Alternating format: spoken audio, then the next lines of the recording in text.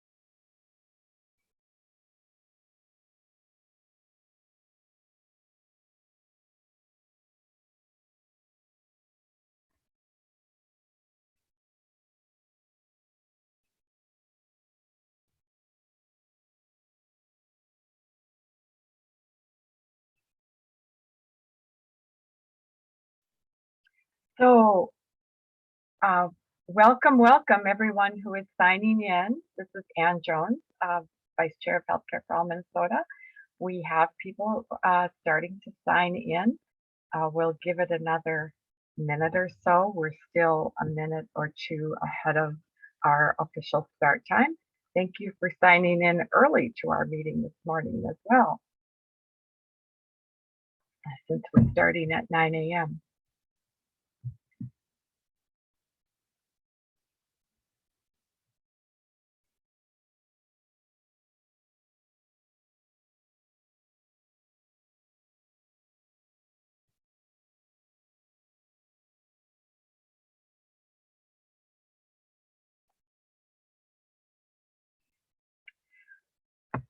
Jessica, if you're on, I see we have one raised hand. I wonder if Diane, if you could put your question in the chat.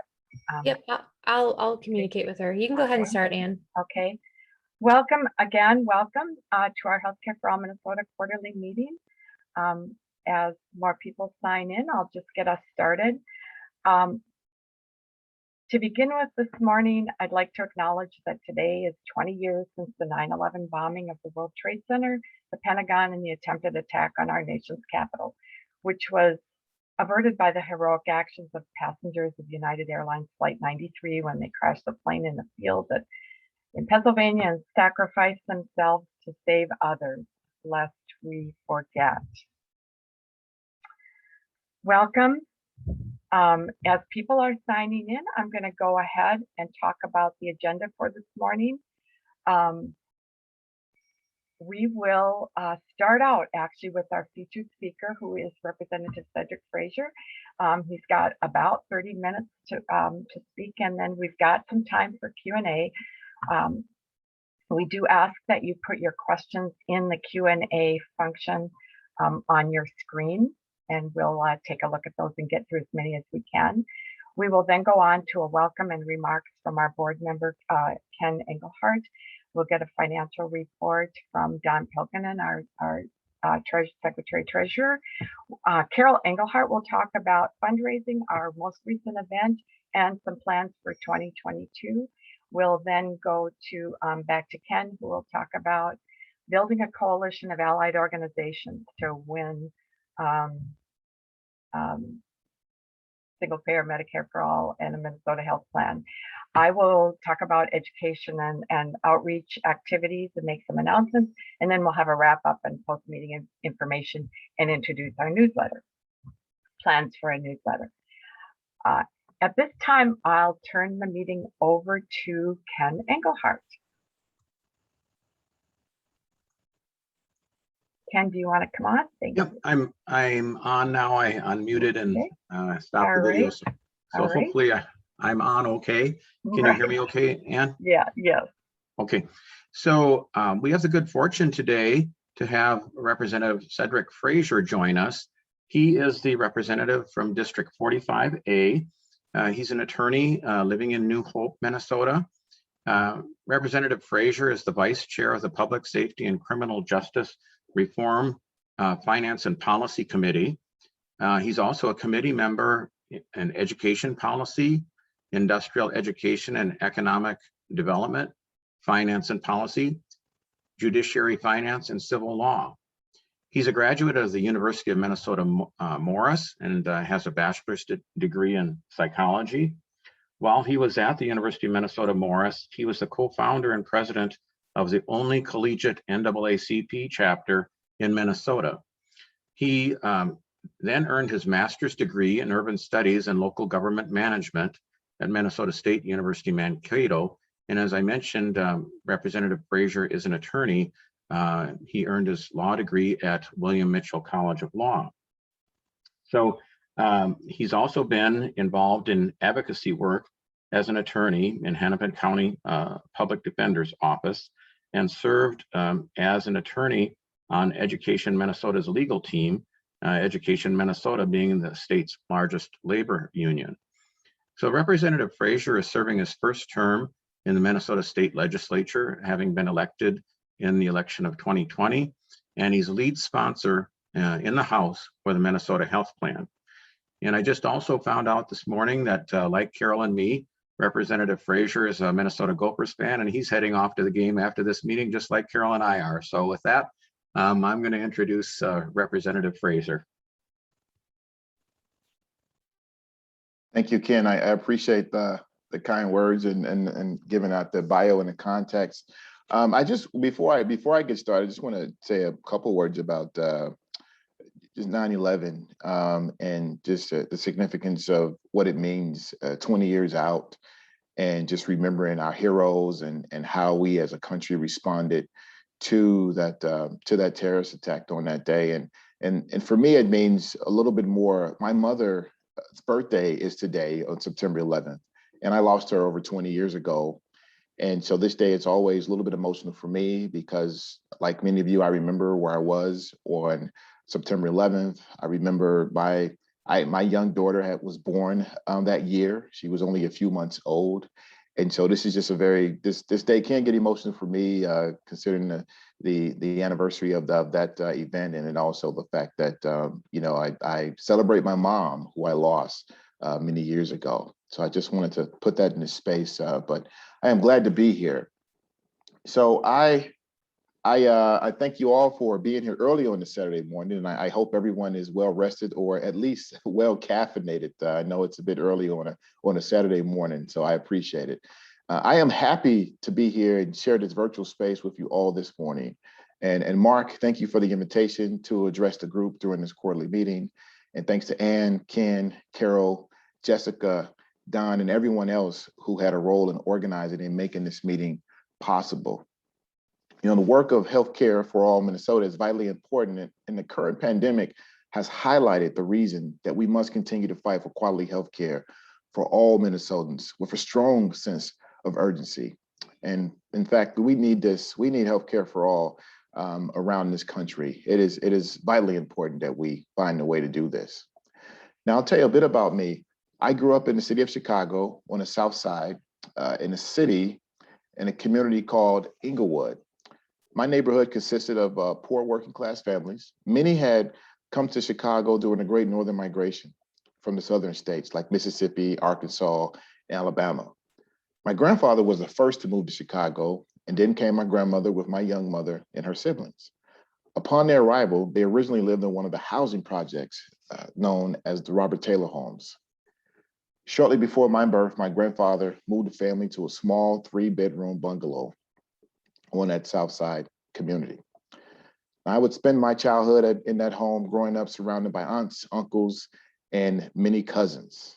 And clearly that small 3-bedroom bungalow was not a great size for that many folks.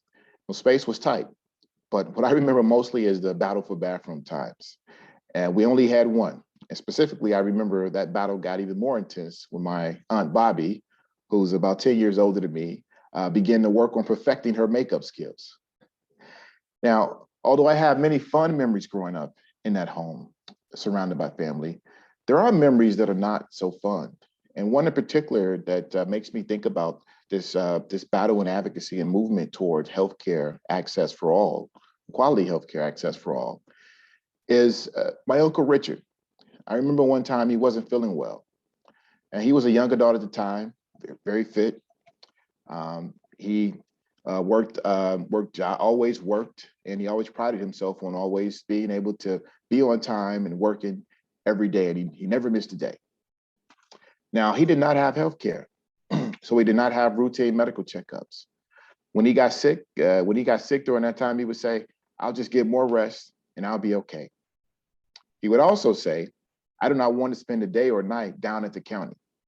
Now, what that meant was he didn't want to go to the emergency room, which was the kind of the method that folks use and they still do, when they don't have health care. You wait and you wait, and you get in a situation where you can no longer wait, and hopefully you can make it to the emergency room.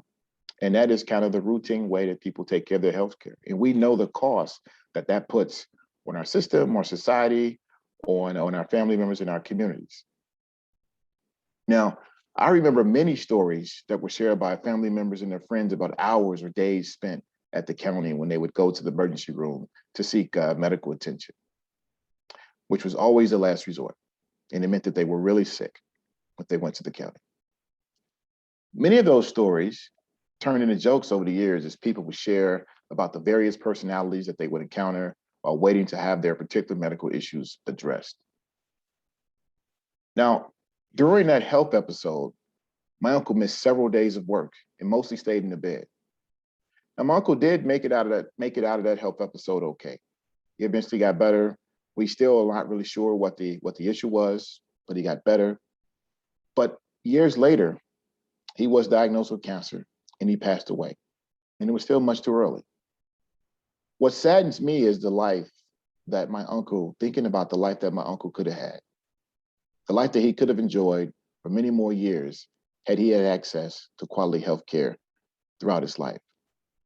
Now, unfortunately, we have many of us on this webinar, and those out in the audience that are watching, and those that are going to probably watch this recording later, will have stories like this, or they will know someone that have had stories like this. Now, I wanted to provide the context by telling that story about how I grew up, give you a little background about myself, and the story about my uncle, because I wanted to let you know what has driven me to be a part of this movement and to pursue and ensure that all Minnesotans have access to quality health care. I'm motivated by a personal experience that too many Minnesotans and people in this country experience. Earlier, I mentioned the urgency that has been ignited by the pandemic, particularly due to the uneven way that COVID has snatched the lives of poor people and BIPOC people. And research done by HCAMN Research, they found that COVID has killed 1 out of every 800 African Americans. That's a stunning stat. Furthermore, a study published in February 2021 showed that US population as a whole has lost an entire year of life expectancy. Also a very stunning stat. But for the Black populations, that decline was 2.7 years to 72 years of life expectancy. And that's the lowest level since 2001.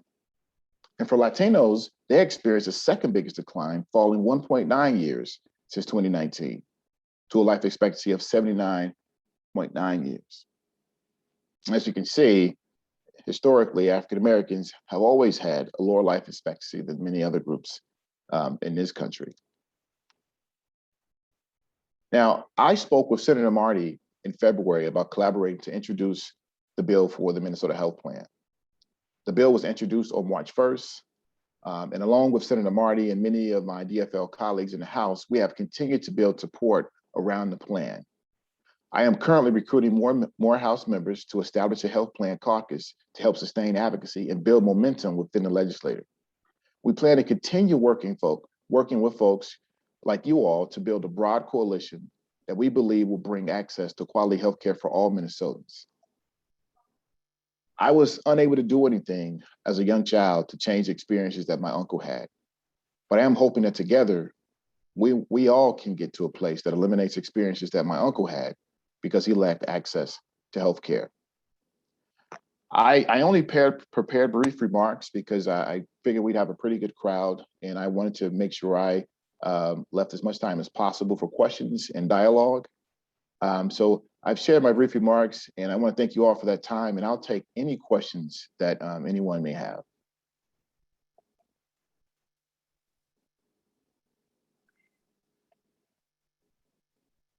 This is Anne, Representative Frazier, and attendees here. Dr. John Crossan, who is the chair of Physicians for National Health Program Minnesota, wants to get right to the point here and ask what you think is the chance that the Minnesota Health Plan can be passed in the next 2 years, and what can we all do to help get this done? Any ideas you have will be welcome. Thank you for the question. I think it's a better chance in the next 2 years. I'm glad you didn't say in the next session coming up, because I would say that would be impossible. The conversation that Senator Marty and I had before we introduced the bill in this past session was we wanted to get the bill reintroduced to bring some energy around that, bring legislators to focus back on it, and to also bring the energy of the coalitions that have been working for years on this plan and speaking with folks in their community and other advocates to get this moving forward.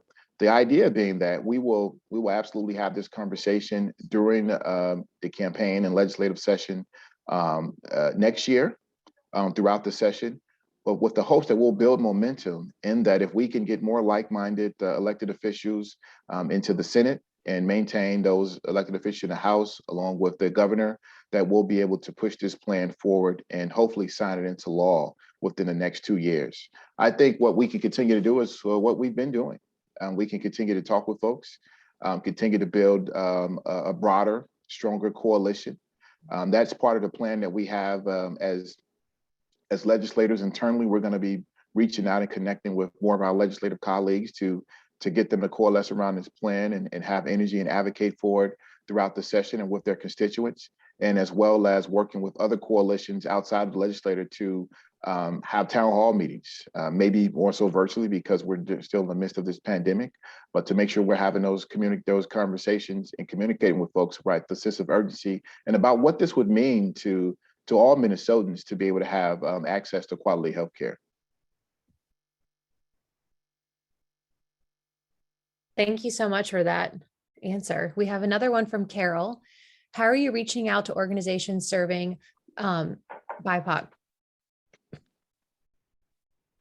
So for me, I'm making phone calls when folks are learning about the plan, and also they're learning that, and that's, let me take a step back. One of the reasons I wanted to carry this bill, obviously I'm a Black man, and the stats I just gave you talked about the disparities and inequities and how the current way that we have our healthcare set up in this country are impacting Black and brown communities and BIPOC folks in general. So I wanted to carry this bill because I wanted to be able to have that conversation and be an advocate and be a face for why it is absolutely vitally important that we have access to healthcare, quality access to quality healthcare for all, particularly those in the BIPOC community that have always had these kind of uneven impacts whenever we have public health crises or public health issues, as we've seen throughout the history of this country. So for me, I am personally reaching out. I am connecting with individuals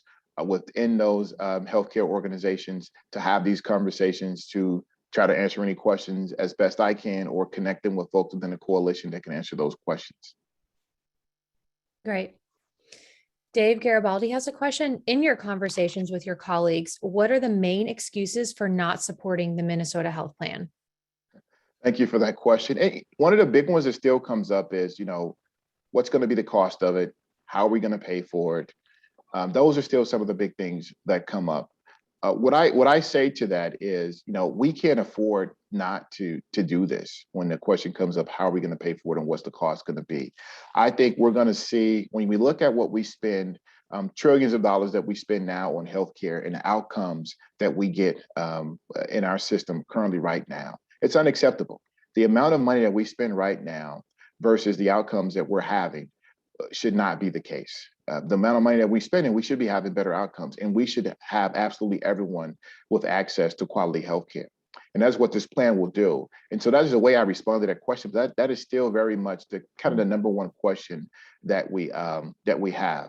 One other kind of question or retort that I would get from some of our labor groups was that they didn't want to lose the healthcare plans that they had fought for at the bargaining table, and that these were good plans, and that they were affordable plans, and it gave them and their families access.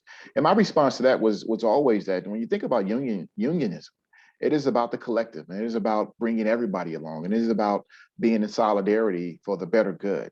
And I would always say that, we cannot sit back and look at, and I work in the labor sector, and I would always say that we can't sit back and say that because I have access to quality healthcare or a good plan, I don't want to lose that with the thought that it's going to be less than, and knowing that if we're going to have a healthcare plan that everyone has access to, everyone's going to be better off that way. And so those are some of the things that still kind of come up. I think we're moving past and we found a way to move forward with the labor groups. I think they understand the importance of this and solidarity, and having a system that is going to be better overall for the entire community, for everyone, as opposed to small sectors. But we're still working on the piece of particular individuals that are concerned about how we're going to pay for it. But that is part of the conversation we're having with the coalition, and how to best have that conversation and move forward. Okay, so following up on that, someone had a question. Can Governor Walz be persuaded to sign the Minnesota Health Plan if we have a favorable Senate? I think if we have a favorable Senate, I think the work that we're going to do, we plan to go out and be broad around the state of Minnesota and have this conversation. And I think what we're going to do is we're going to show him that a majority of Minnesotans will be behind having the Minnesota Health Plan in place. And I think absolutely that he will be on board to sign that bill if it gets to his desk. Okay, great. So following up on the question regarding reaching out to BIPOC. So someone said, what can HCAM do to bring more people into the organization? So to that point, I'm glad you asked that question. I've been talking with Mark. I am going to introduce Mark and HCAM to some folks that are within those communities that do this work around equity in healthcare. And I think you'll be able to use those folks as ambassadors and facilitators to make those connections. Great, thank you. So right now I don't have any more questions. Does anyone else have any questions? Well, this is Ann again. I might just ask Representative Frazier, and I know you're still new to the legislature. We, of course, had sort of talked ourselves out of the idea that anything's going to happen this cycle because of our divided legislature. However, we just recently sort of allowed ourselves to dream that we might be able to get hearings next session. However, I think that would involve influencing our speaker, Representative Fortman, correct? And maybe our majority leader, House Majority Leader, who is, I believe, Ryan Winkler. Is that right? That is correct. And if you don't have the answer, maybe you could help us put your ear to the ground and, like give us some guidance on influencing that process a little bit.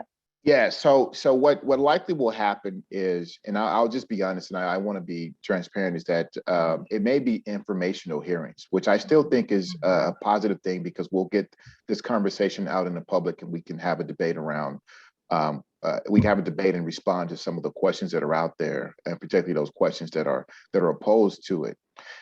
I am confident about that. Not 100%, but I am more confident now than I was when I introduced the bill this past session.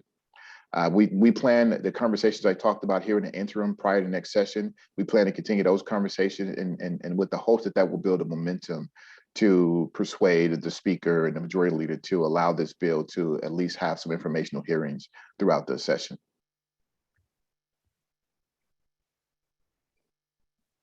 Thank you for that. I think people listening are interested to hear more about, there's a lot of strategy.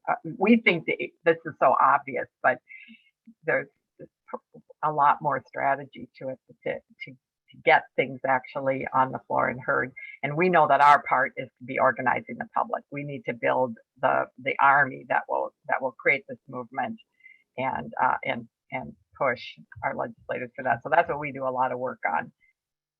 Yeah, and I'll say, and thank you for that. I'll say that I am more confident that we'll get some informational hearings in committee.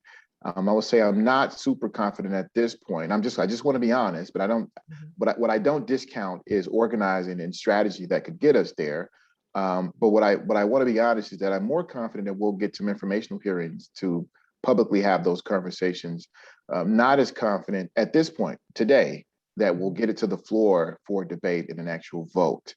But that's at this point today, but that's why we're doing the organizing, the strategizing, and the continued conversations in the interim to continue pushing to hopefully get there.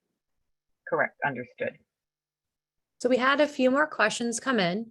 Carol had a question. In the same way that unions are resistant because they don't want to lose what they have, what about clinics like NACC and North Point? They have received more funds during the pandemic and have a lot of work on their hands. Do they feel threatened at all by Healthcare for All Minnesota? I can tell you, I personally haven't heard those threats. If there's anyone on the panel that wants to speak to that, I personally haven't heard that they're threatened by that. I think, they exist. Many of those clinics exist because those particular communities that they serve have not had the access that they should have. I don't think those clinics will need to go away, because I think those clinics specialize particularly in working with those particular communities. I mean, we know the data shows us, particularly, I'll just, for example, the mortality rate of Black infants. We know that when those infants are served by Black doctors or doctors that look like them or understand their communities, they have a higher mortality rate. They have a higher chance of survival than they do when they're not served by those particular healthcare providers or doctors. So I don't think the need for those clinics are going to go away, because we clearly still have communities that have had the inequitable access and service, and healthcare providers that may not have the particular lived experiences to deal with those communities. So I think the need for those clinics are still going to be there. I personally haven't heard them have any opposition or any fear that they're going to have to disappear, but I don't think they will. I think they're still going to be needed. They're just going to be a part of the system where folks will have access to quality healthcare, and they're still important. I just wanted to clarify that when she says Carol, it's not always me. There's Carol Crush that just asked that question. I only did the Governor Walz one. Sorry. No, that's okay. I just wanted people to know that we're participating. I wasn't asking all those questions. Yeah. They're good questions. Thanks for the clarification, Carol. Another question coming in from John Crossan. So insurance companies, farm companies, and hospital conglomerates will oppose this effort. What can we do to overcome this opposition? Yeah, I think you're right about that. They absolutely are threatened, and that comes down to that comes down to economics, and that comes down to bottom lines and the money that they've made off the current healthcare system that we have. I think we continue, again, I'll go back to, I think what we're doing is we're continuing to build a broad coalition and making sure that people understand that what's more important than the bottom line of what these insurance companies are in the profits that they're making. What's more important is the health of our fellow Minnesotans and those in our communities that have not had quality access to quality health care. And I think we continue to push that. And I think also when we continue to explain when we get more details as to how the health plan is going to work and how things are going to be resourced and paid for, that's how we continue to make that push and advocate and to overcome they're gonna push hard to make sure that things stay status quo. And I think but I think there are more of us that know this needs to happen, and there are more people that will benefit from the health plan. And we need to make sure that we can elevate those voices and push back against that. And I think we can do that if we stay united and come together and continue pushing. Great. We have another question from Amy Hummel. Do you think COVID may have pushed people in the direction of thinking of healthcare as a public good? Amy, thank you for that question. And I absolutely hope so. I mean, if COVID has done many things. It's taken many of our loved ones away. And it's left many of them that have survived with some chronic conditions that they're going to deal with for many years, and we're still not quite sure what that's going to look like as we move forward. But I think it has absolutely highlighted the inequities and the importance of why we need to have access to quality health care for everyone. Many of these underlying health conditions are strictly because folks don't have access to preventable health care. And then also, we look at the unevenness of the way the vaccine has been distributed because people don't have those relationships with their healthcare providers or trust in our healthcare system. And I think this Minnesota Health Plan will help cover and facilitate better relationships and absolutely access for all. So I am hopeful that that is one of the silver linings that we'll have out of the pandemic, is that it will have highlighted to folks the public good for having access for everyone to quality healthcare. Great. So there's another question coming in from Judith Moore.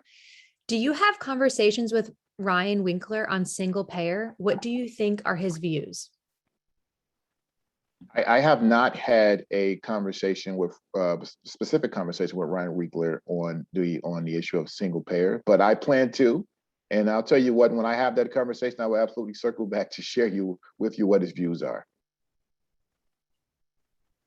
Great. Another question from Adina Lebowitz. North Point had a program for co-parenting, but dropped it due to lack of funding.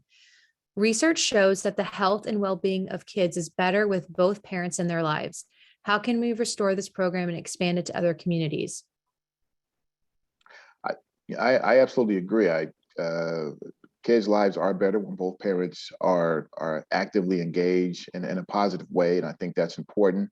What I can tell you is that I can take a look at that program that North Point had in place to get more details about it. And I think broadly, whenever you got a program and it was working in a positive way, that is something that I think about. You always want to take those programs and kind of bring them up to scale and expand them as much as possible. So I can take a look, and hopefully we can connect offline. I can take a look at that program, and then we can begin to have some conversations around, first of all, how do we get some funding to bring that program back? And then also, how do we increase that funding and spread it out among other organizations as well? Wonderful. And then John Crossan just said, how are we lucky enough to get you in Minnesota? We all agree. I'll tell you that my journey here was not planned. But I think that it was. I think everything happens for a reason. I talked earlier about how I lost my mother. I lost my mother in 1997. That was my senior year of high school, and my mother was living with multiple sclerosis, and I had, at that time, she was wheelchair bound. She needed help, and I had planned to stay home, to stay close and go to college to help my mom. And she did not want me to do that. I'll tell you that. She wanted me to leave Chicago, leave that community and experience life and have some better opportunities. But I had planned to stay home. But when she passed away, that was the main reason I was going to stay. And then I decided to leave. And I was an athlete. I played football, and the University of Minnesota Morris just so happened to be sending a recruiter by.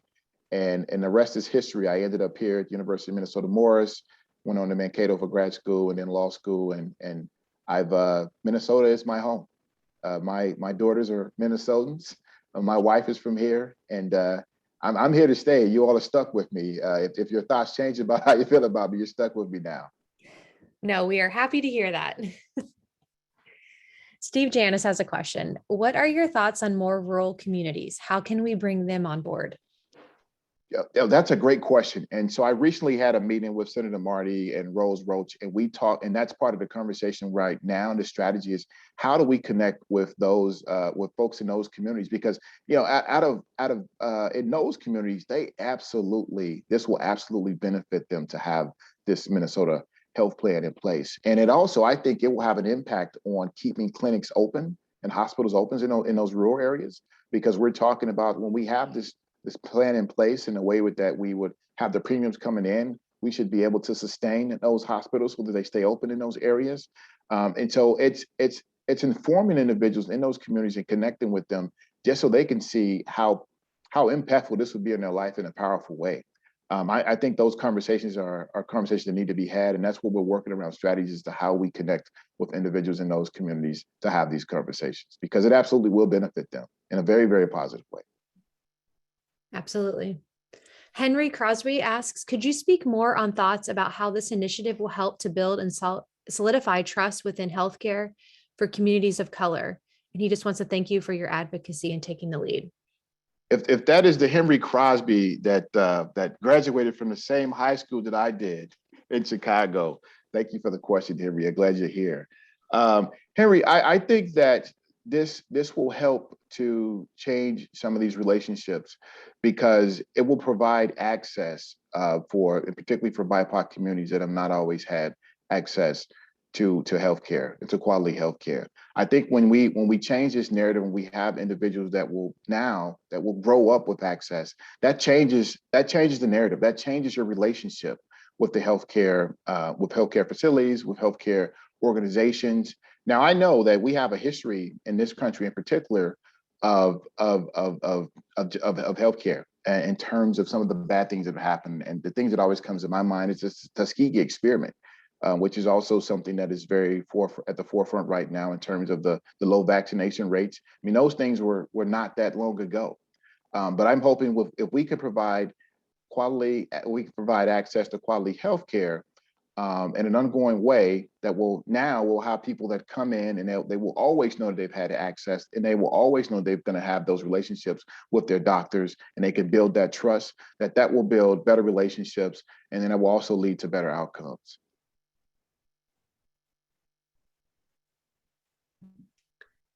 We have another comment. We have always said that Healthcare for All Minnesota is about a new way to finance healthcare. It is not government telling you about what treatments and procedures you must get. Now, President Biden just issued a mandate. This will energize our opponents to say, do you want government ruining your healthcare? They're saying this may sadly set our movement back. Yeah. So a couple well, let me give you one thought. You know, in this country, we have a history when you look at public health crises, particularly around any type of pandemics, we've mandated vaccinations, and we've moved in a direction as a country. The majority of folks believe in that. Even right now, I will say this. Even right now, a majority of the country believes that everyone should be vaccinated, that we should continue to follow guidelines around social distancing and do what we need to do to protect ourselves and also others around us. So that gives me hope when I see that information, and I see that people believe that we should do what's best for ourselves and for our fellow community members. That gives me hope that it will not derail us. And in fact, I think it gives me the hope that it will continue to push us in the right direction, because we're seeing that really in many ways it was politicized. I mean, this is being politicized, and it baffles me that someone would take the position, any politician would take the position to do something that is going to do more harm and actually kill people.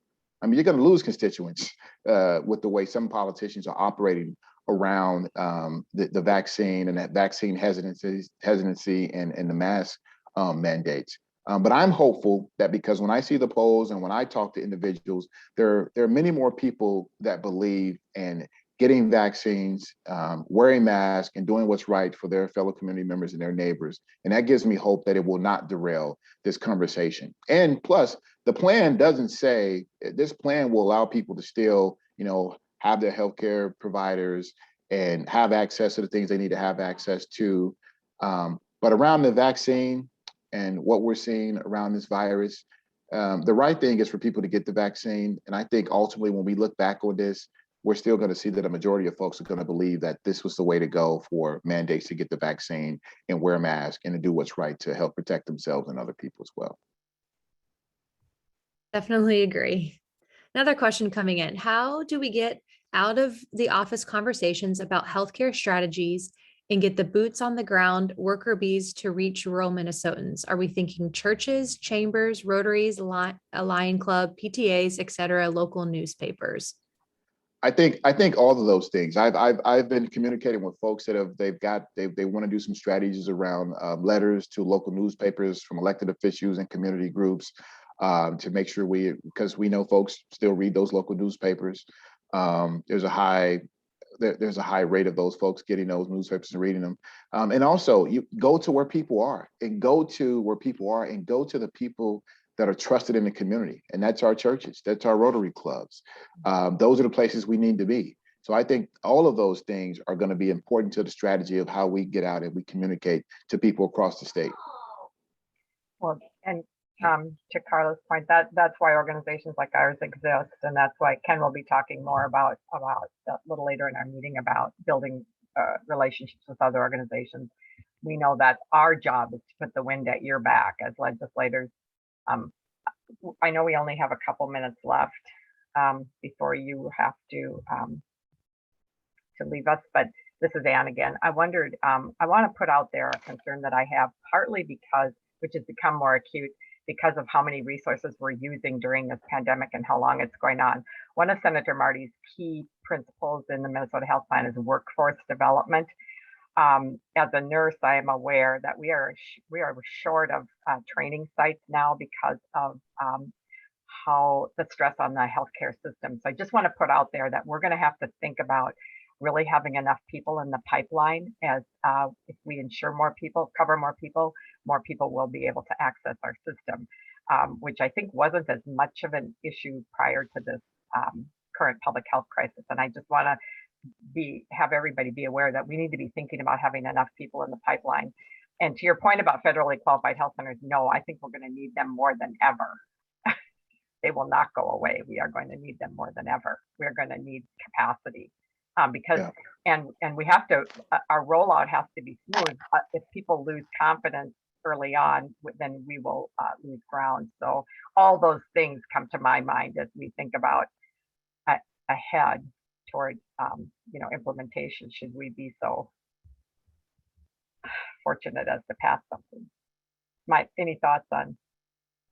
No, I think, Ann, I think you're absolutely right. In fact, I'm one of the members of the work group on the frontline workers pay bonuses that we're trying to give out that for the work that they've done to help us and keep us moving forward and keep us safe and healthy during the pandemic. And that's one of the many threads of the conversation that continues to happen as we've had workers come in and testify about the many hours that they've had to work. And many of them is because, well, they've done it because they're dedicated. And this is what they've committed their life to serving and helping and taking care of folks, but also because of the short staff. And they've had to be there to cover because of that. And we talked about in those conversations, although the work group isn't focused on that, we've talked about and we've raised the conversation of how we can build pipelines, incentivize recruitment and retention of folks in the healthcare fields. And it specifically goes to what we know, and what you just highlighted, is that us having those shortages it's bad now, but it's going to be worse if we don't take care of it and find ways to fix it when we're going to allow to have everyone to have access, because we're going to need those numbers to increase, and we're going to need those people to be there to serve Minnesotans. Okay, we have two people ask this question. Who do you think will be the fastest to win? Okay, sorry, let me start over. Which Republican legislators do you think will be the fastest to win over, considering the Minnesota Health Plan? Two people asked that. That's a really good question. And I think, I think that depends on how the conversations are going with folks that have been hesitant. So I think these conversations, and I think they've been highlighted in this discussion, is how are we going to communicate with folks in greater Minnesota? And I think when we communicate with folks, farmers or folks that live in greater Minnesota, and we impress upon them and answer their questions and get them comfortable with and show them the importance of this plan, I think it is going to be some of those folks out in rural Minnesota, because their constituents are going to be asking for this. And that is a key. That is where we want to get their constituents going to them saying, we must have this. We need to have this because this is going to be good for us. And I think it's going to be those folks that are going to be the quickest to influence when they can't avoid the chorus that is coming from their constituents saying that we have to put the Minnesota Health Plan in place because it's going to be good for us. Great. Well, we don't have any other open questions at this time, and I know that you need to get going at 9:45. So last call for maybe one more question. If anyone has one?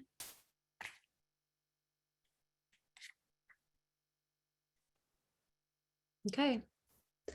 Anne? Oh, you're muted, Anne. Thanks, Jessica. Thank you so much, Representative Frazier. It has been our privilege and pleasure to meet you and hear from you today. And we really look forward to working with you. We're so happy to have a champion on the House side for this issue. We do look forward to working with you going forward. So thank you again. Okay, I think we'll go ahead and proceed with the rest of our meetings, our agenda this morning.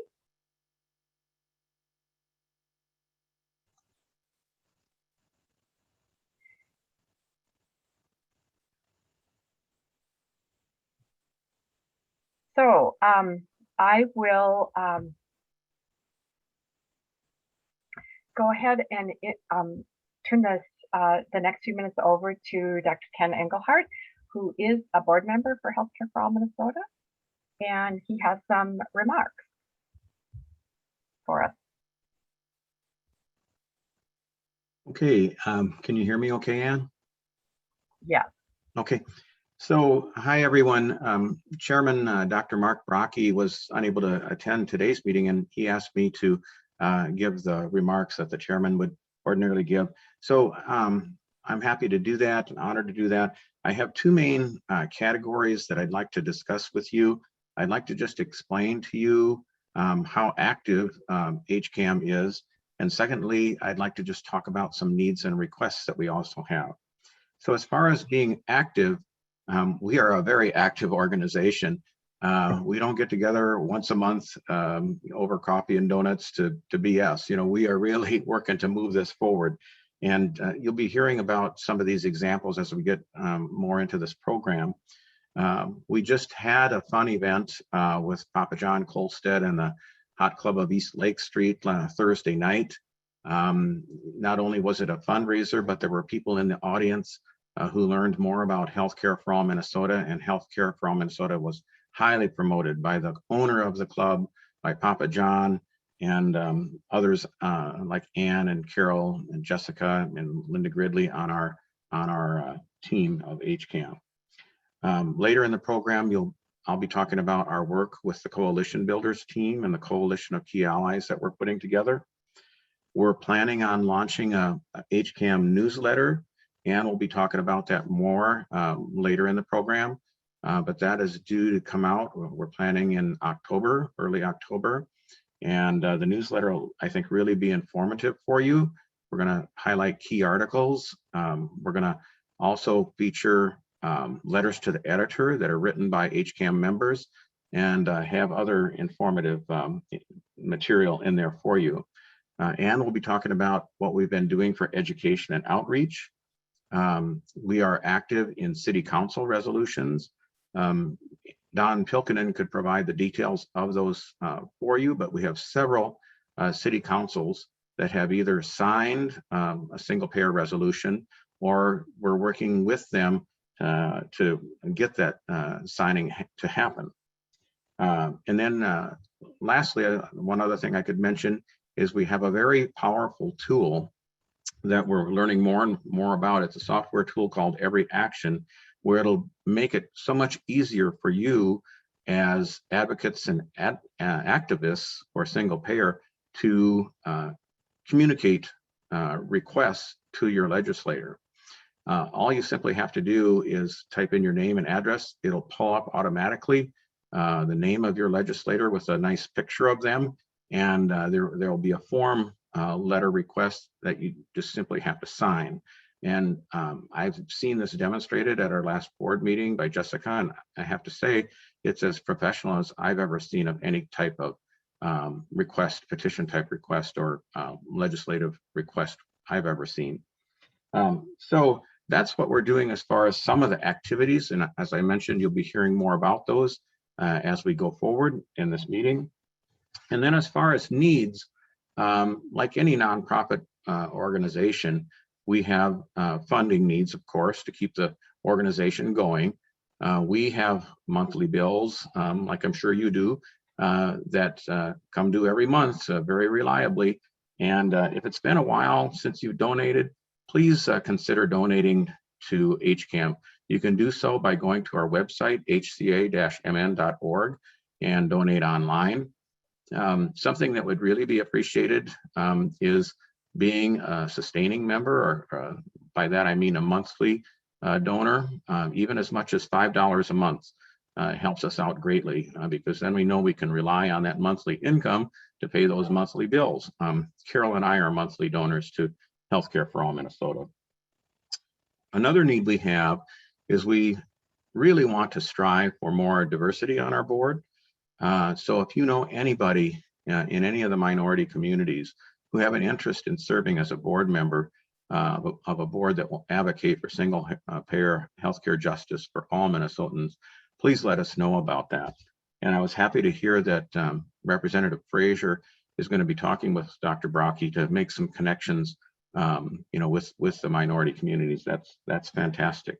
We have some pretty good connections, as I'll explain to you later, with the Latinx community, but we really need to make connections with other minority communities in Minnesota. So beyond the need for diversity on the board, we also need to have someone with expertise and experience in communication and media, who's willing to volunteer some of their time to helping us get the message out, because as we continue with our campaign to make the Minnesota Health Plan a reality in Minnesota, we've got to get that word out, to greater Minnesota, to every person in Minnesota. And to do that, we need someone with expertise in communication and media, and also someone involved in marketing would be helpful. So if you know anybody, or you yourself has that type of background and you'd be willing to volunteer some hours to HCAM, we'd be greatly appreciative of that also. And then finally, I want to mention, it's not too early to be thinking about the elections of 2022. The reality is this single payer healthcare justice is going to be accomplished by legislation. And to get the legislation done, we need legislators who are willing to pass this into law. And in any way you can help, if you can door knock, if you can phone call, any way you can get involved in electing the right people into office, this is what it's going to take. And we're not blind and we're not naive to the fact that we're going to face fierce opposition and tons of money to oppose us, because there are people making tons of money off the current dysfunctional, broken system that we have. And we can overcome that. I mean, dollars can misinform and confuse people and instill unnecessary fear into them, but dollars don't vote, people vote. And we need to get the people, we need to build a massive grassroots movement of people, like Representative Frazier said, people that are clamoring for better healthcare, so that we can at least match the other wealthy countries and developed countries in the world. Well, we're very inferior to our peer countries throughout the world. So that's all I really have to say as far as my welcome and remarks. I think we're still on time, and I think Don is next on the list. Thank you, Ken. Yes, Don, please go ahead with the treasurer's report. Yeah, thanks, Ken, and for mentioning that because our work is increasing, that means more funds.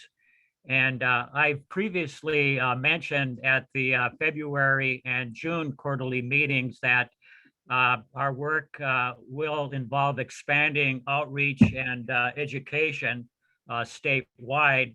And you're going to give an update on that later on the agenda. And Carol is going to report on the great work that many have been doing on successful fundraising events, which along with the support of our attendees this morning and elsewhere, that enables us to keep moving forward. So let's thank Carol for being the lead on the outstanding work that she and the volunteers are doing on the fundraising events that she's going to mention later on. And thanks to all of you for your support, which helps pay the expenses of HCAM's increasing workload.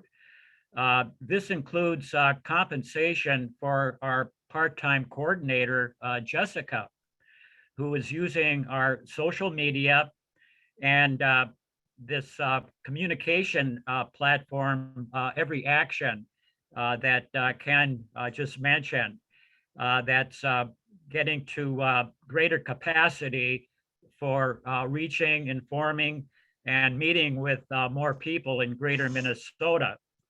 And with that comes more monthly service and telecommunication fees.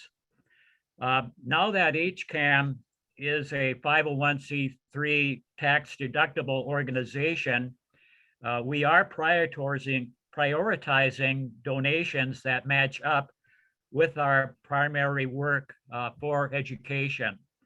To accommodate that, Jessica has installed a button, a donation button, on the upper right corner of our website homepage to allow you to make online tax deductible donations. And again, this pays for our primary work of education now that HCAM is a 501c3 tax deductible organization.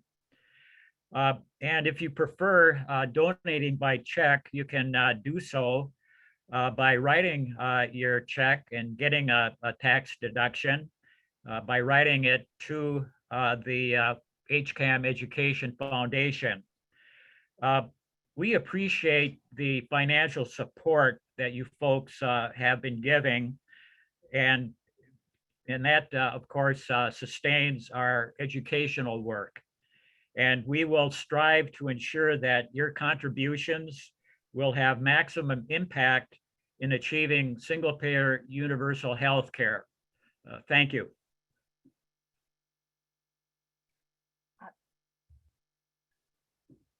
Thank you, Don. Next, we're going to get a report from Carol Engelhardt, who is the chair of our development committee fundraising event and super organizer on fundraising. Go ahead, Carol. Good morning, everyone.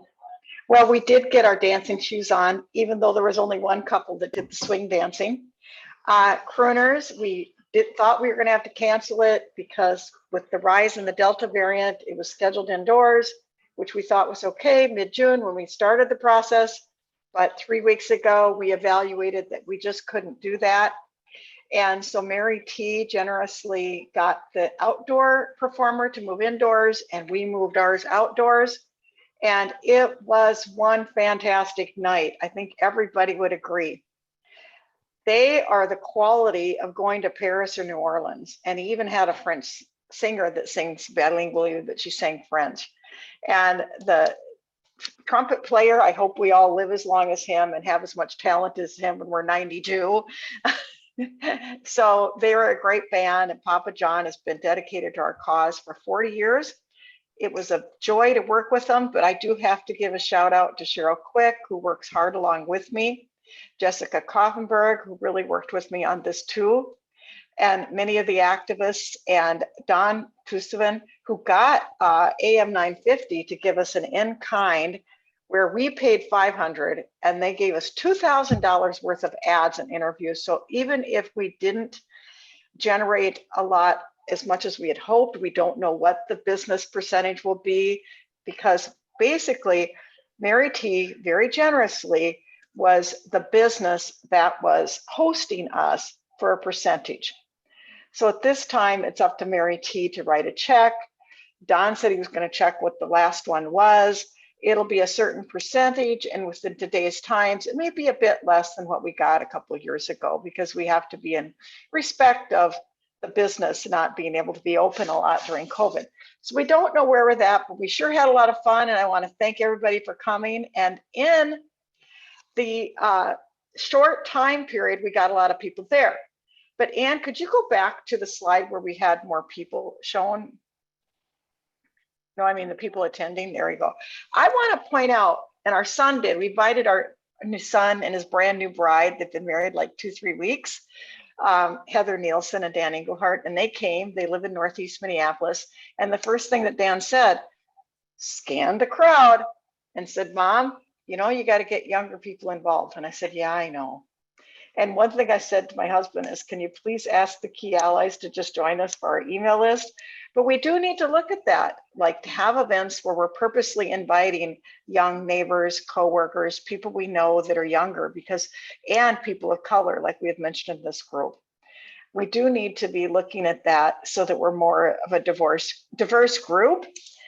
So that event was fantastic, and a big shout out again to Papa John. He really worked hard on this. There were some things that happened that made us realize that we could maybe have an event that we would like better to spread our word and get donations and be able to have a table, or have a time where we ask people at the tables to say, oh, well, here's a time where we'd like to tell you who we are and why we care. And will you please join us, and get them to go directly to our website or Google Doc and join us that night and have it as a part of the activity. We're renting the outdoor space. We're going to plan on doing it outdoors, but it's our activity. People are coming because they know that it's about healthcare for all Minnesota. And it's not just been, but it's not an event where it's entertainment and we're going there to listen. And we were limited in what we could say. There were some brief things. And then the other thing was really cool is we were able to get a public service announcement over and over again on AM 950 and through the wise tutoring of Renee Carterell this last spring and summer when she was teaching me about marketing. I was in my husband's input on what good facts to put in there. We were able to get a pretty good public service announcement. So that was fantastic. So I don't know how much we made. It depends on what Mary T writes a check for to Don Kilkenin. So that's still an unknown. We had like 3 or 4 new donors that we don't know, so that they were new.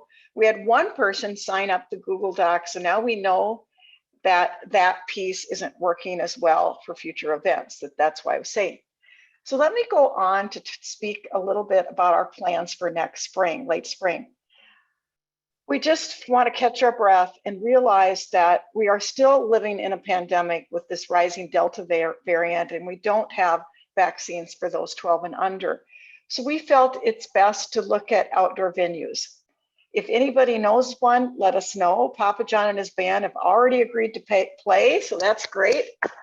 The registration will be solely on our Every Action site, where people will register to come with a flat fee for coming. And we're looking at getting a really good national speaker. Right now, I am in negotiations with the Poor People Campaign of Minnesota and nationally to get Reverend Barber here.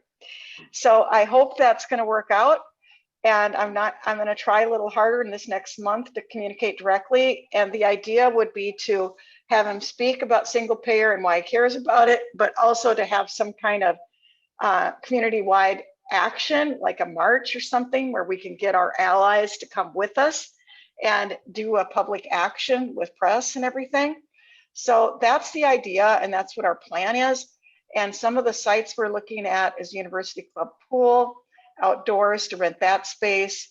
Also Lake Johanna, Centennial Lakes, Waban Park, some of the ones, and then there's a really cool site at Theater Worth. I don't know if anybody's been to the Trailhead lately, but they have this brand new patio that's, you can put bands and have events there. So if anybody has an idea please let us know, because we're looking for a good outdoor space.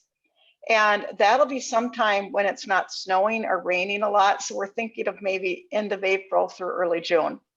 And that will be hopefully be like on a Friday night or a Saturday night, where we'll do a day of action.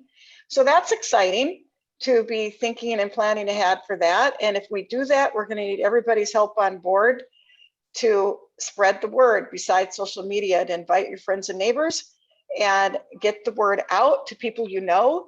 And actually, I think just like Papa John brought in a crowd of 130 people, and I think that Reverend Barber would just naturally bring in the crowd if we get him. He's known, people will, it'll generate the energy and excitement we need around this. And so we're hoping that's the case. If we don't get him, please share your ideas of other nationally known speakers. The Medicare for All Citizens Guide speaker is out. He's very, very expensive.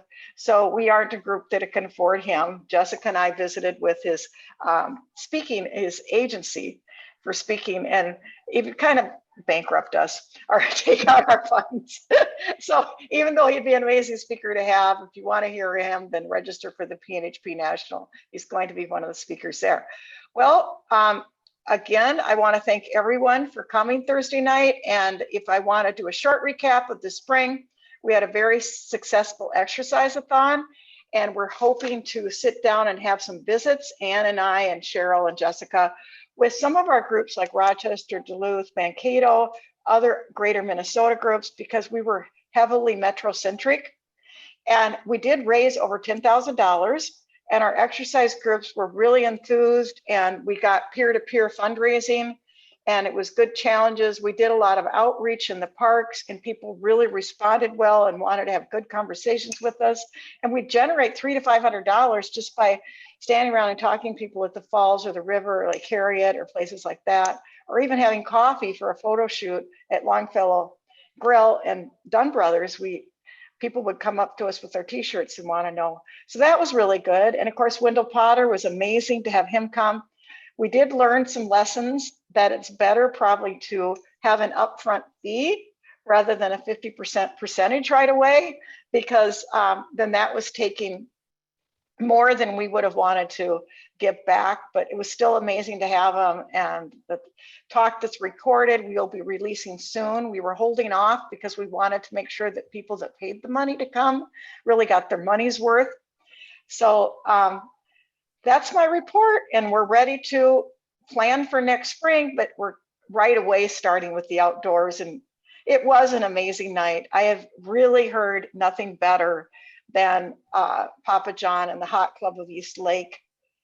Ken and I love jazz, and we've been down to New Orleans since he went to med school in Tulane, and we went there twice in the last few years when we could travel for a conference that I did, and then he had a Tulane med school reunion, and we listened to some great jazz, and they are just amazing. So we're very thankful, and we're very thankful to everyone with that. That's it. Thank you. And thank you, Carol, for all your hard work. It's just been amazing, and we look forward to more. So next up, we will hear from Dr. Kendra Engelhardt again on building a coalition of allied organizations to further this work. And could you pull up the slide, please, on the Coalition Builders team? So this is a list of the individuals who are involved in our Coalition Builders team. And I have to say, it couldn't be done without all of these people working as a team to build a coalition of key allies. The people involved are Mark Brocky, John Crossan, Carol Engelhardt, myself, Mark Friedman, Linda Gridley, Ann Jones, Jessica Koffenberg, Don Pilkinen, Cheryl Quick, and Rose Roach. Each one of these people listed serve as a liaison to at least one of our key ally organizations. And each one of the key ally organizations has a representative that represents the organization at our key allies meetings. Now, I'm not experienced in organizing. They don't teach that in medical school or residency. I feel like I'm kind of in a organizing internship right now. But we have the good fortune of having Rose Roach, who is experienced in organizing, helping us along, and she's very valuable with her expertise and knowledge and all of the contributions she makes. We have had 2 key ally meetings so far, one in May, one in July, and we're planning another one September 29th. So Anne, I'd like to show the listing of our key allies. Should I do that, or do you have a slide for that? I do not have a slide. I stopped my screen sharing, so you can go ahead and share screen and pull up your document with your list. Okay, can you see this? Yes. Okay, yeah. Good. So this is a listing of our key allies as of this month. So we have activist and advocacy groups in the form of Growth and Justice, Voices for Racial Justice, Our Revolution Minnesota, Our Stories, Our Health, and Take Action Minnesota.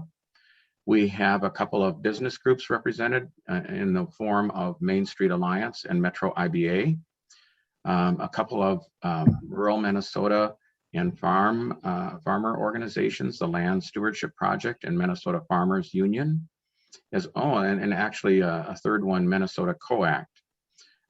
We have unions represented in the form of Minnesota Association of Professional Employees, or MAPE, Minnesota Nurses Association, MNA, SEIU, I'm sorry, that was misspelled, SEIU Healthcare Minnesota, and SEIU Local 284, and recently the AFL-CIO Retiree Council.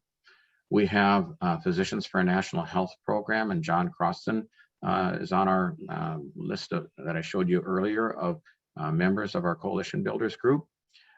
We have 3 Latinx organizations represented: COPAL, Centro Tyrone Guzman, and Navigate Minnesota. We have 2 organizations that represent the LGBTQ community, Rainbow Health and the Stonewall DFL Caucus. And on September 29th, after the 3rd meeting of the key allies, I'll be giving a presentation to the DFL Rural Caucus, and I'm hopeful that they also will sign on to being a key ally. So right now we have 21 key allies, hopefully 22 by the end of the month, and we hope to keep growing this list. What we'll be doing in our 3rd key allies meeting is talking about a structure to launch the campaign to promote the Minnesota Health Plan and single payer. So we'll be talking more about the nuts and bolts of things, like do we have a steering committee? What types of subcommittees should we have? And other meetings will be talking more about the organizing and the structure as we go forward. But the next meeting will be focused basically on setting up the types of committees that we need to move this forward. We have had requests from at least 9 key allies to hear about single payer healthcare that we would provide an educational event for, such as a forum or some other type of presentation. So Anne, who leads our Education and Outreach Committee, is going to be forming a subcommittee of those of us who would go out to our key allies and provide that education that they're requesting. And we're going to be tailoring the education to meet the needs of the organization. So for example, the type of presentation we'll be giving to Main Street Alliance will be different than Minnesota Farmers Union, for an example. And then the other thing I want to tell you about is we're calling this basically an inside-outside campaign. So we on the Coalition Builders team are the outside part of things, but at the same time, Senator Marty in the Minnesota Senate and Representative Frazier in the Minnesota House are building a caucus of supporters, legislative supporters of the Minnesota Health Plan. And we'll be hearing more about that in the near future. They're in the process of talking to their colleagues now, but we're going to be working with them as people who are the inside part of this campaign. So we're excited about this. It's a huge project, but we're confident that we're making progress, and we just hope we can keep doing so as we go forward. And we'll be keeping you posted in the future with updates. So I think that's all I had to say. Rose, did you, I don't want to put you on the spot, but did I miss anything that you'd like to say about our key allies and our Coalition Builders team? No, thanks, Ken. You did a great job. Just would add, Kevion, I think that you sent a message and said, how can, other people get in the room and join onto this coalition? Let's talk. I think if I remember correctly, you're with Education Minnesota. And we definitely want to have the teachers and the school employees in the room with us. So please, please, please get a hold of me. I put my email address in the chat, and we're happy to have that conversation and broaden the coalition. Just to say, this is the groundwork that needs to happen. We have to create an issues campaign around the Minnesota Health Plan if we're going to win it. And this is how we do it. We take a page out of the book that Congresswoman Ilhan Omar is doing, which is absolutely incredible. She is out doing deep canvassing, knocking on doors, and not in downtown Minneapolis, but in sort of what would be considered more of the unusual suspects of CD5, out into the suburbs and talking to everybody. Doesn't matter whether they're registered as Democrat, Republican, Independent, or not registered at all. The conversations are happening at the door about how's this healthcare system working for you, or how isn't it, and why we're supporting Medicare for all, to find out how people feel about that and would they like to be engaged in helping us achieve the goal of guaranteed healthcare for all with no exceptions. And it's been going incredibly well, very positive feedback, and that's the kind of thing we've got to get going all over the state, along with educational forums, outreach to various organizations and community groups, to broaden this movement so that we can be the strength on the outside to make them do what they need to do on the inside, and pass this bill in the legislature. So thanks, Ken, for allowing me a minute to speak. Thank you, Rose, and I appreciate the reminder. I meant to also ask anybody who's involved in this meeting here today, if you belong to an organization or an organization that might be interested in becoming a key ally to advance the cause of healthcare justice in the state of Minnesota, please let me know, because it is going to take a massive grassroots movement, and we need to build the people power to get those votes in there to overcome the big money that we're going to be up against. So we definitely are interested in increasing this list, and we want this list to be as representative of Minnesota as possible, and the greatest number of people in Minnesota as possible. So yeah, please let us know if you have anybody to recommend. And with that, Ann, I'm done with this report. Okay, so if you can stop screen share, and I'll go ahead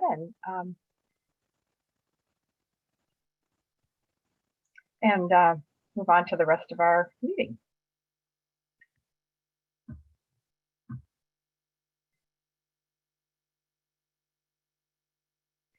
Okay, so let me talk a little bit about education outreach and building our base, and some announcements. This is the heart of our work: educate, organize, legislate. First of all, we are, let me talk about the great sessions we had this summer, or we call them Lunch and Learn, in August and September by our social media team, which was Jessica Koffenberg, Jen Crawford from PNHP Minnesota, and an intern from PNHP Minnesota, medical student who worked really hard on social media this summer. Oh, and Carolyn Hansky, who was an intern for us, or kind of working for us as a volunteer. All of these sessions are available to view on YouTube. Healthcare for All Minnesota has a YouTube channel. Please go in and check it out. There's lots of good videos and training on there. We need you, everyone, to like, follow, share, and post on our Facebook, Instagram, and Twitter accounts. If you're not on these platforms, please do that. It is part of the work of activism these days, especially in an era where in-person events are still a little bit hard to pull off. So we are asking you to set up accounts. If you don't have them, please go in and interact with them. feel free to comment and amplify the messaging on there, suggest content, send any ideas you have to Jessica Koffenberg at we will put the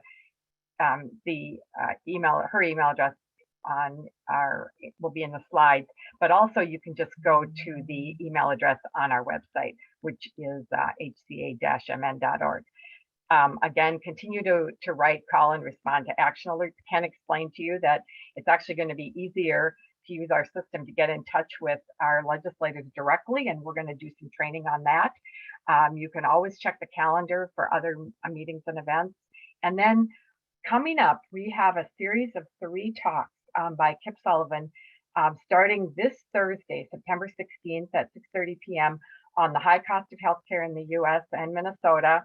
The first of these will give you a review of how we got here.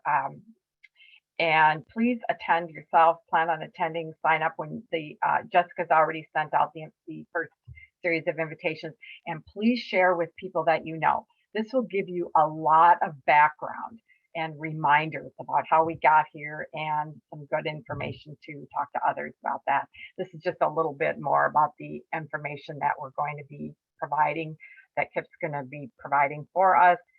Kip's been a longtime activist in this area, and he's published a lot of information, does a lot of policy work and studying behind the scenes. And this education is not only for the public and for advocates, but it also is planned as education for our legislators as well, because not everybody, just because you're a member of the legislature, knows a lot about health policy. So we know we have a task to educate our legislators as well. Ken mentioned the City Council Resolution Initiative a little bit. We did a workshop last summer on the process of drafting and passing resolutions in support of the Minnesota Health Plan and Medicare for All. That was done in July. That is also recorded and on our YouTube channel. And we are have monthly meetings underway with people who are active in this area. If you are interested, anyone can join these. We're calling them kind of support groups and ongoing information. Resolutions have passed in St. Paul and Minneapolis, but people are currently working in their local areas on local resolutions in Duluth, Mankato, Northfield, Maplewood, Marine on St. Croix, Osseo, St. Louis Park. I think I have all of the local areas currently kind of underway. They're in various stages, of course, of progress on those. If you are interested in starting a city council resolution process in your area, you can connect with Don Tokinen directly, and his address is here on the screen and will also be in the slides that you'll be getting after the meeting. I've included, of course, a lot of references that I always include, but I always say the more you know. Lots of great resources on this slide, including the short videos on the Fix-It website, which I still say are some of our best educational tools. You can use these in conversation with people, share. If you're not all that comfortable yourself talking about these issues, pull up a 10-minute video and say that friends, family, whoever, what do you think? Senator Marty's book is a must read to understand the Minnesota Health Plan. Go to our website under the resources tab to download that, and I can also get people a physical copy as well. And Physicians for a National Health Program website is an excellent resource also. Other useful websites are listed here. You'll get these in the slides, including Wendell Potter's newsletter, Healthcare Now, which is a national organization, single payer, and includes a labor campaign for single payer. And then Public Citizen is another organization, issues organization, which has been active in this area for years. And they did a fabulous report that I encourage people to read. And they are one of our most important partners to win single payer Medicare for All. Carol mentioned the author of this book. I still, consider this to be one of our best resources, newer, called Medicare for All, a Citizen's Guide. I think this is a great one for people to get yourself a copy, either a physical copy or electronic, and take a look at it. And I want to ask, so what will you do when you leave this meeting today to advance the cause of healthcare justice? I want to acknowledge that those of us who care about this issue are likely concerned about a lot of important issues, and there are a lot of things hitting us right now and competing for our attention. We've got voting rights, global warming due to climate change, gun violence prevention, and more. A lot of us care a lot about all these things. The issues with cost, quality, and access to health care in this country is sort of a quiet crisis. It doesn't make the news unless there's some big threat to the ACA in Congress or the Supreme Court, which is kind of died down a little bit right now. Yet people are struggling every day to pay outrageous premiums, going into debt, foregoing care they need, not even accounting for the COVID-19 stress on the system and on people's health, suffering needlessly, and even dying for lack of needed care. And we have the resources to do better.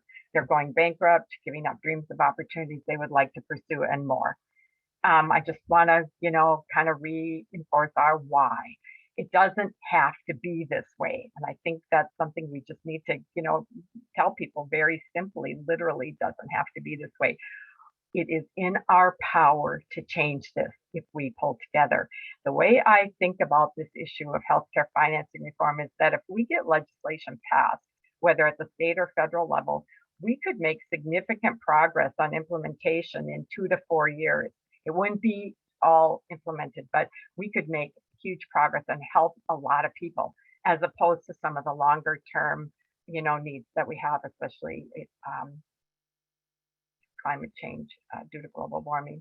It might take several more years to fully implement a national health plan, including recruiting more providers. I talked about my concern on that, but it can be done.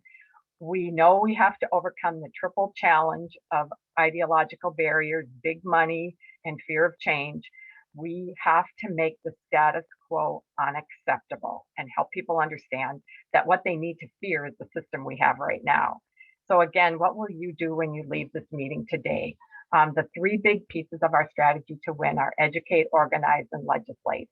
We'll be sending out again another copy of the Commitment to Act checklist for ideas of things that we can do, but it is all about having those conversations with friends, neighbors, coworkers, and voters, legislators, candidates, educate candidates as well, business owners, and other organizations. I want to say kudos to HCAMN Northfield, Mankato, and Duluth, and the Twin Cities metro area, and probably others, and I apologize if I'm missing anybody, for holding outreach events during this time of limited opportunity for in-person events. These groups have done farmers markets and pride events throughout the summer. HCAMN Mankato is tabling at their Pride Parade today. And just really want to thank everybody for all the work you're doing individually, in groups. We'll send out this kind of a worksheet thing to help people track and come up with ideas. Who do you want to talk to? What the type of contact is and what the follow-up is. It's just kind of a tool for people to use to do that outreach. It's just one way of keeping track of your work as an individual or maybe in small groups. And one last request I have before we close is to remind us that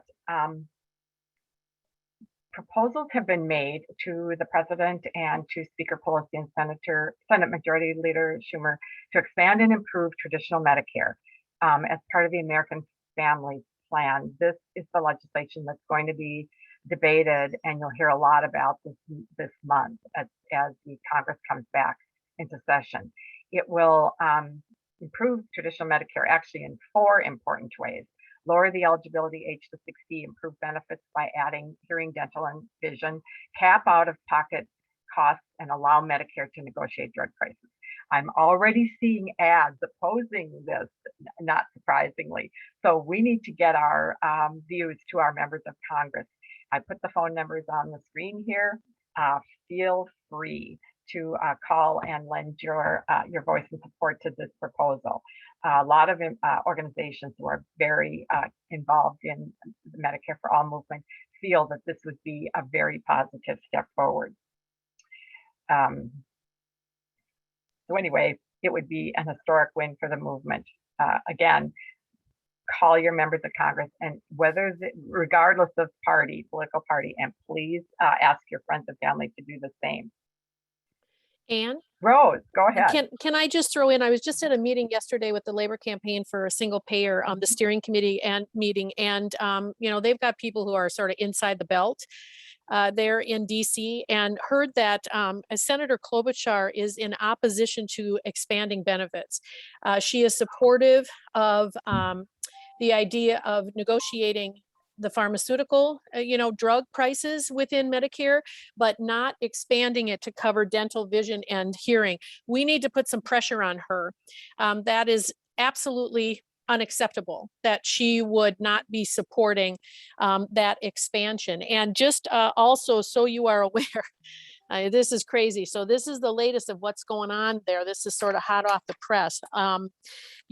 The thing is, I'm just looking up my notes. I wasn't even prepared to do this, so forgive me, everyone. But that there is the American Dental Association is a major player in fighting against this.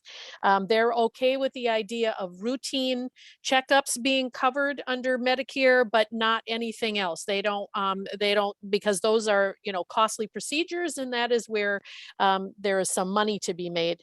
They are so right now you are looking at, I guess there is the members in the House are split on the issue of expansion and the negotiations of pharmaceuticals. There is a lot of pressure coming out of leadership in particular to negotiate the pharmaceutical drug prices, but then to take those savings and to actually make the increase the subsidies on the ACA and potentially fill in a Medicaid gap, which is an important thing to do on one hand, but on the other hand, the Medicaid gap also, so many Medicaid programs, I think they said 85% of them are actually handled through the managed care organizations. And we know what that means. So this is just more money into the pockets of the industry. We feel very strongly that any savings that we get within the Medicare program has to be spent on Medicare, and that means by expanding those benefits. So it is, and right now what they're talking about, oh my goodness, if they add the dental, vision, and hearing, it wouldn't even start till 2028. Dental would be at an 80-20 plan, and then finally go down to a 50-50 plan, meaning you pay 50 and they pay 50. So there is a lot of sort of silliness going on with this. So it's something to be watching for sure. But I think the main takeaway I got was how important it is for us to start getting calls and emails and whatever into Klobuchar's office to tell her we want an expansion of Medicare. It sounds like the idea of lowering the age to 60, that it's not even really on the table at this point. And it's still unknown about the idea of a cap on out-of-pocket costs, which is really, really important for us to be able to also achieve within Medicare. So anyways, I just wanted to throw that out there to everybody because we could use a little pressure on Klobuchar. Thank you so much, Rose. Yes, all of these pieces are important. You can see that what this would do, if we would get this passed, was essentially eliminate the need for supplemental private insurance plans. They've no doubt figured that out and are lobbying against us on this. So this would be a tremendous improvement to traditional Medicare and would move us in the right direction policy-wise. So you can see the opposition gearing up already. Thank you all, everybody attending today, for anything you can do to lend your voice to this, to put pressure on for this movement toward improving and expanding traditional Medicare. We also understand, I believe, that Angie Craig was not signed on to the letter, just so you know. And we should thank Betty McCollum, Ilhan Omar, Representative Dean Phillips for their support, firm up support from Senator Tina Smith, and yes, push Amy Klobuchar. Thanks a lot, Rose. So my last comments are that we would like to introduce you to the newsletter that we plan on getting out. We know we've been a little bit remiss in not doing any better formal communication in between our quarterly meetings. Thanks for attending today. And again, this will be posted on our YouTube channel and can be shared. You can review it anytime. We will send out the slides from today with a few more handouts, our most recent and updated one-page summary of organizational summary. The vision statement at the top is kind of an elevator speech. There's basic talking points on cost, quality, and access.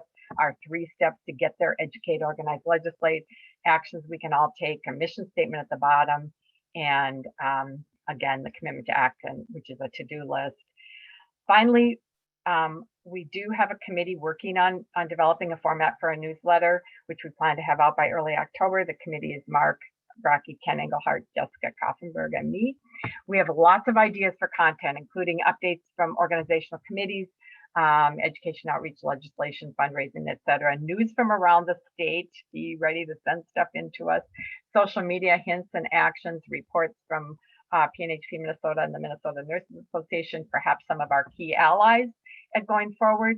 Calls to action, things you can do right now, upcoming events, maybe a book club or hot topics, current articles of interest. There's lots of creative ideas out there. Please send any ideas you have to me or any committee member, or use the email address on our website. And I guess it's coming up on 10:30. Thank you again for signing in today and for all your work on this issue. Sign up for the educational event on the 16th if you can, and of course, invite others. And have a great rest of the weekend.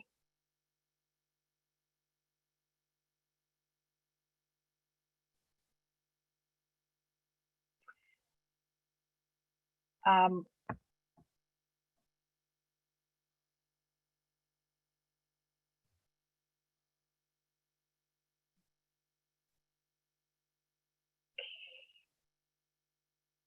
just kind of glancing at the chat from anybody who's still on.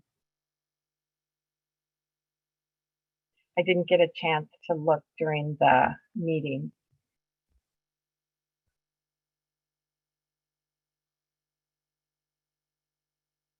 And I can save the chat and get back to people if there's anything critical.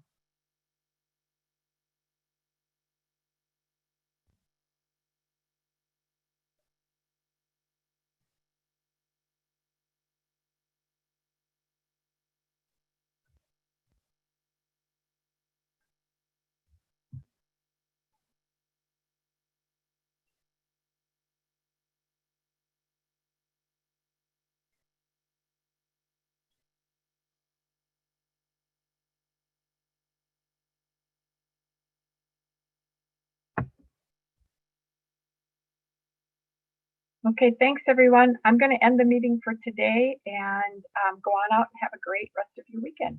Thank you.